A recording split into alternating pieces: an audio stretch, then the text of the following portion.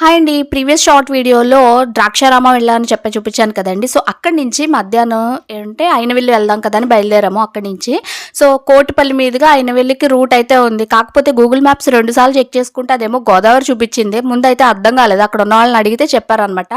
ఇది ఊరు వచ్చేసి కోటిపల్లి అనమాట. ఈ కోటిపల్లిలో రేవు దాటాలి, మనం గోదావరి రేవు దాటి అవతల వైపుకి వెళ్ళామంటే అక్కడి నుంచి బై రోడ్ అయినవెల్లి వెళ్ళిపోవచ్చు.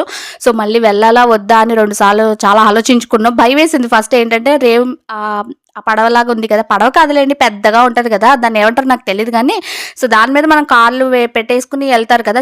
చాలా సినిమాల్లో చూసే ఉంటారు, చాలామంది ఇలా దాటి కూడా ఉంటారు. మామూలుగా రేవు దాటడం ఓకే, భయం లేదు, కానీ కార్ని అందులో ఎక్కించాలంటే ఫస్ట్ భయం వేసింది. నాకు కొన్ని ఫ్యాంటసీస్ ఉన్నాయిలేండి, బ్రిడ్జ్ మీద ఏది గోదావరి బ్రిడ్జ్ మీద ట్రైన్ వెళ్ళేటప్పుడు భయం, ప్లస్ ఇలా ఇదిగోండి ఇలాంటి కార్లతో పాటు గోదావరిలో వెళ్ళాలంటే కూడా భయం. ఇది ఫస్ట్ టైం కాబట్టి. సో ఫైనల్గా ఏదైతేనే రేవైతే దాటేసాం అనమాట. నెక్స్ట్ అయినవెల్లి ఎలా ఉందో చూపిస్తాం మీకు.